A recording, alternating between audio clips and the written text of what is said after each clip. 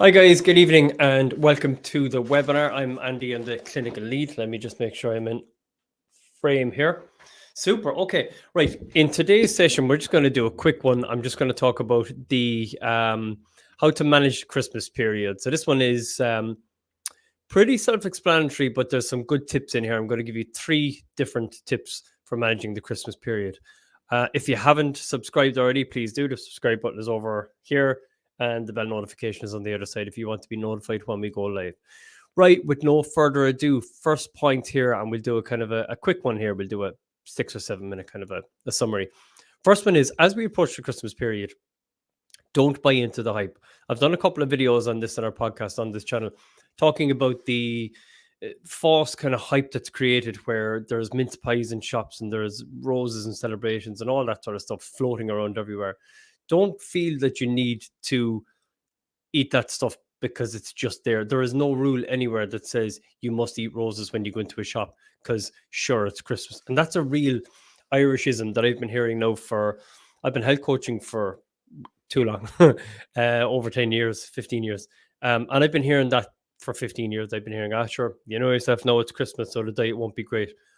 Why? Ask yourself why. What part of Christmas is it said? Is it set in stone as a rule that you must eat roses and Quality Street and all those things when you go up to a shop, and you have to taste the mince pies and you have to buy them because they're on offer, and buy now, stock up for Christmas, all this sort of hysteria around the food that never runs out.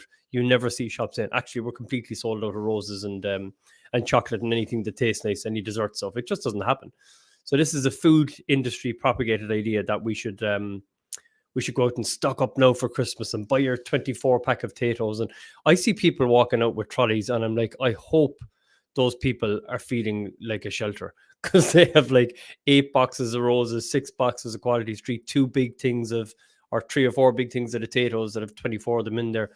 This crazy thing. It's almost like we have this fear that we're there on Christmas Eve and somebody calls unannounced and we say, I've got absolutely nothing. But that's not a great position to be in either.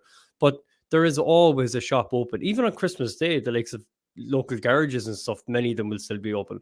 There is no situation you'll be in, bar Christmas Day maybe, where you won't be able to pop into a place and get some sort of chocolate, cookies, sweets, that sort of stuff. So don't stock up and panic that you might run out. That's nonsense. You're just buying into a hysteria and a situation that doesn't really exist. Buy what you need. That's really important. Don't buy into the hype. Buy what you need, and then you can always go out and get more should you need to. As soon as it's finished, or the people have gone, or the Christmas period is starting to wind down, throw it out. Now, I would never advise someone to throw turkey and ham and stuffing and all that sort of stuff in Brussels sprouts. But the other stuff, the refined carbs, it's poison. It's literally poison. And I'm not being kind of hyperbolic. I mean that quite literally. If you've type 2 diabetes in particular, that is rotting your blood vessels every time you eat it. So keeping it in the house because you don't like throwing out food is madness. So you're poisoning yourself rather than throwing it into a bin or giving it away to someone. So don't do that if you can. In terms of managing the Christmas period itself, what I want you to do is nominate 2 days and no more. So say to yourself, I am on a journey here. My health is on a continuum. My body, my blood vessels, my kidneys, my liver, my heart, my brain don't know that there's this thing called Christmas, and it's okay for me to eat bad foods and damage my blood vessels because, our commercial and capitalist type of culture that we live in, society we live in, told us that we were supposed to think that way. So we're conditioned to think, Christmas has shifted from a religious celebration, and I know it's that too, obviously, to much more of a revolving around, presents and food and alcohol and all that sort of stuff. And don't get me wrong, I love Christmas. I have a 5-year-old and 6-year-old's son and daughter in the room next door, and they're all excited about Christmas, and it's lovely. But it doesn't have to be about processed food. It really doesn't. So don't buy into that hype. And key point here, point number 2, is what I want you to do is nominate 2 days. So you might nominate Stephen's Day and Christmas Day, or it might be Christmas Day and New Year's Eve, whatever it is. Pick 2 days where you're going to say to yourself, you're going to relax your attitude towards food. Now, I don't mean that you eat as much trifle, I've been guilty of that, as much trifle or pavlova as you can, or whatever your dessert of choice is. But eat whatever you want within reason without going mad and going over the top. I don't mean sitting there with a box of roses and eating them until you're onto the ones you don't like and you're eating them anyway. Don't hit that self-destruct button. But within reason, eat whatever you want on 2 days. those days will never make or break anyone's journey. Funnily enough, what does most of the damage is this kind of self-destruct button where we go, sure, in January now it's going to be new year, new me, which is nonsense. It's almost never happens. I think something like 80 something percent of New Year's resolutions are broken within 3 or 4 weeks. It's a nonsense thing. It doesn't actually, your motivation doesn't actually increase in January. It's just that you think it will because it's a new date. It's rubbish. Motivation is temporary.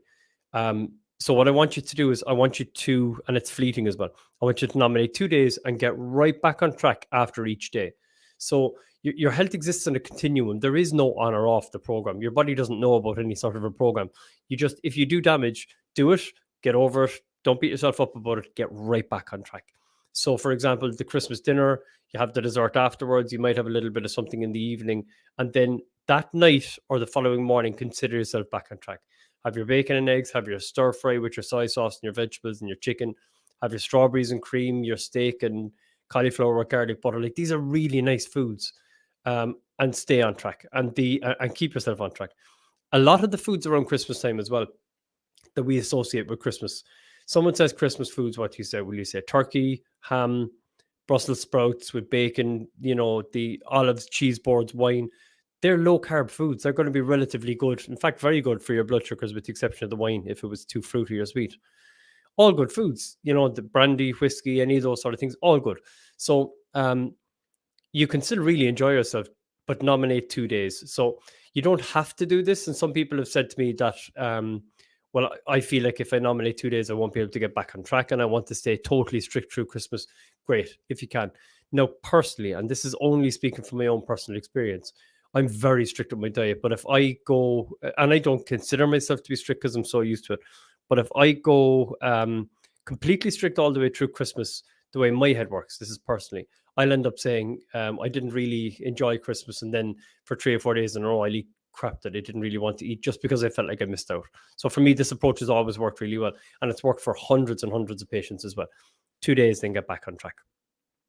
Last point around Christmas is we tend to look at Christmas as this sort of a, like there's an unwritten rule that we have to watch loads of Christmas movies, even if they're absolutely terrible, and loads of Christmas specials and stuff on TV, and watch 5, 6, 7 hours of TV and lounge around the house in our, in our, what do they call them, dressing robes and that sort of stuff.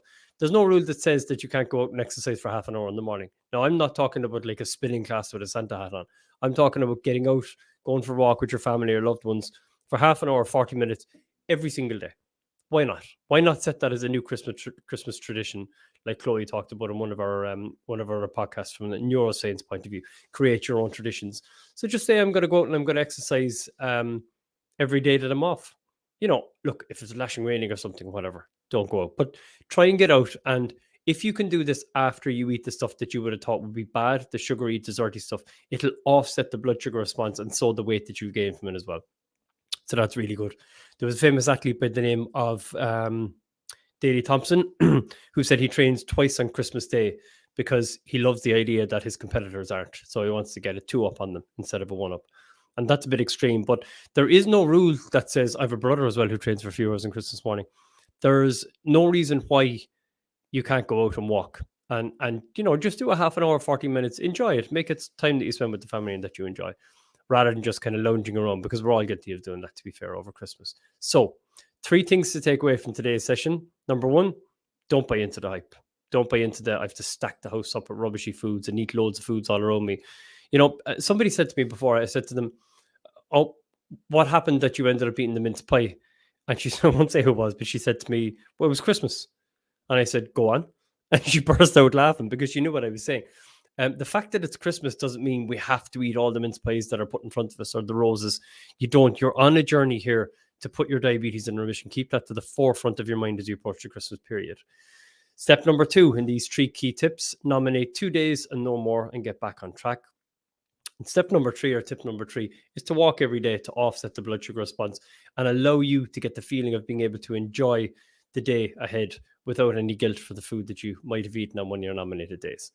Guys, that's it from me at the moment. I'm not back next week because I know it's Chloe next week. So have a really, really great Christmas. Spend some time with your family, eat some really nice foods, and enjoy yourselves, but not too much. Have a good one and happy Christmas. Take care, guys. Bye-bye.